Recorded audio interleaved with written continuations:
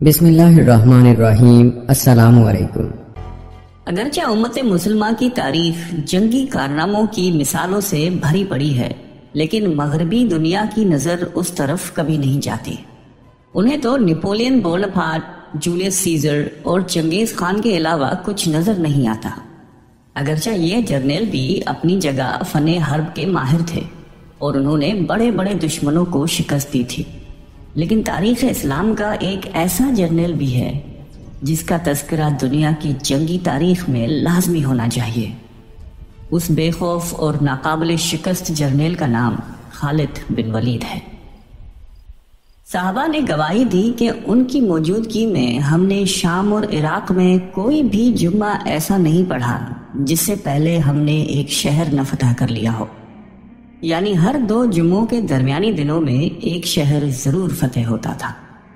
بڑے بڑے جلیل و قدر صحابہ نے حضور صلی اللہ علیہ وآلہ وسلم سے حضرت خالد رضی اللہ تعالیٰ عنہ کے روحانی تعلق کی گواہی دی۔ حضرت خالد بن ولید کی بے مثال کامیابیوں کی وجہ سے رسول اللہ صلی اللہ علیہ وآلہ وسلم نے انہیں سیف اللہ یعنی اللہ کی تلوار کے لقب سے نواز دیا تھا۔ حضرت خالد بن ولید 6 صدی کے آخر میں قریش کے قبیلے بنی مخزوم میں پیدا ہوئے۔ اس قبیلے کے لوگ جنگجو تھے اور جنگی مقاصد کے لیے گھوڑے پالا کرتے تھے۔ ابتدائی عمر سے ہی حضرت خالد نے فنون حرب، گھوڑے سواری، تلوار اور نیزہ بازی میں مہارت حاصل کر لی تھی۔ انہوں نے بہت جلد سیکھ لیا تھا کہ کس طرح اونٹوں کے ذریعے ریگستان کو جلد عبور کیا جا سکتا ہے اور کس طرح گھوڑوں کے ذریعے دشمن پر حملہ آور ہوا جا سکتا ہے۔ حضرت خالد بن ولید کے والد نے اپنے بیٹے کو حربی فنون میں ماہر بنانے کے لیے اس قدر محنت کی کہ نہ صرف ان کو تلوار اور نیزہ بازی سکھائی بلکہ انہیں زہر جیسے مہلک خطرے سے نمٹنے کے لیے بھی تیار کیا تاکہ وہ دشمن کی کسی بھی چال کا نشانہ نہ بن سکے۔ 20ویں صدی کے ایک تاریخ نویس ابن عسکر نے لکھا ہے کہ حضرت خالد بن ولید نے ایک مرتبہ ایک جنگ کے دوران دشمن کو زیر کرنے کے لیے ان کے سامنے زہر پی لیا تھا تاکہ دشمن لڑنے سے پہلے ہی ان کی دہشت کے ہاتھوں شکست کھا جائے، لیکن اللہ کے حکم سے خالد بن ولید کو کچھ بھی نہ ہوا۔ اسلام قبول کرنے سے پہلے جنگ احد میں مسلمانوں کا شدید جانی اور مالی نقصان بھی حضرت خالد بن ولید کی جنگی حکمت کا عملی ثبوت تھا، لیکن اسلام قبول کرنے کے بعد وہ نہ صرف مسلمانوں کے کمانڈر تھے بلکہ انہوں نے حضور صلی اللہ علیہ وآلہ وسلم کے حلقہ قرابت داروں میں بھی جگہ بنا لی تھی۔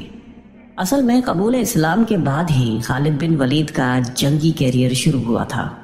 جنگ موتا میں جب رسول اللہ صلی اللہ علیہ وآلہ وسلم کے مقرر کردہ 3 کمانڈر شہید ہو گئے تو ایسے کڑے وقت میں حضرت خالد بن ولید نے فوج کی کمان سنبھالی۔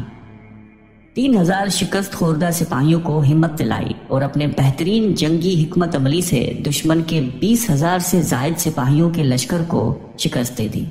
حضرت خالد بن ولید کی کمان میں مسلمانوں نے اس قدر جنگوں میں فتح حاصل کی کہ مسلمانوں میں یہ تاثر پھیل گیا کہ ہماری فتوحات صرف حضرت خالد بن ولید کی وجہ سے ہیں، اگر یہ نہ ہو تو ہم شاید جنگوں میں ہار جائیں۔ اس تاثر کو زائل کرنے کے لیے حضرت عمر رضی اللہ تعالیٰ عنہ نے کچھ عرصے کے لیے خالد بن ولید کو کمانڈر کے عہدے سے معزول کر دیا تھا۔ حضرت خالد بن ولید زندگی بھر شہادت کی خواہش دل میں لیے جنگوں میں لڑتے رہے۔ ان کے بدن کا کوئی ایسا حصہ نہیں تھا جہاں پر تیر، تلوار، نیزے یا کسی دوسرے ہتھیار کا زخم موجود نہ ہو، لیکن انہیں شہادت نہیں ملی۔ علماء کرام اس کی یہ وجہ بتاتے ہیں کہ انہیں چونکہ سیف اللہ کا لقب دیا گیا تھا اس لیے انہیں میدان جنگ میں شہادت نصیب نہیں ہو سکتی تھی، کیونکہ کسی کو مجال نہیں کہ اللہ کی تلوار کو شکست دے سکے۔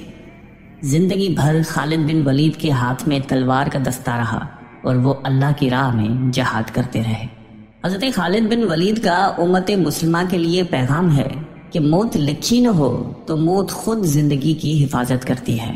جب موت مقدر ہو تو زندگی دوڑتی ہوئی موت سے لپٹ جاتی ہے۔ زندگی سے زیادہ کوئی نہیں جیتا اور موت سے پہلے کوئی نہیں مر سکتا۔ دنیا کے بزدلوں کو میرا پیغام پہنچا دو کہ اگر میدان جہاد میں موت لکھی ہوتی تو اس خالد بن ولید کو موت بستر پر نہ آتی۔ اس پیغام کو اس دور میں ہر مسلمان کو ضرور پڑھنا چاہیے اور حضرت خالد بن ولید رضی اللہ تعالیٰ عنہ کے اس قول کو وقتاً بوقتاً دہراتے رہنا چاہیے۔ جب حضرت خالد بن ولید رضی اللہ تعالی عنہ کو قبر میں اتارا جا رہا تھا تو لوگوں نے دیکھا کہ آپ کا گھوڑا جس پر بیٹھ کر آپ نے تمام جنگیں لڑیں وہ بھی آنسو بہا رہا تھا۔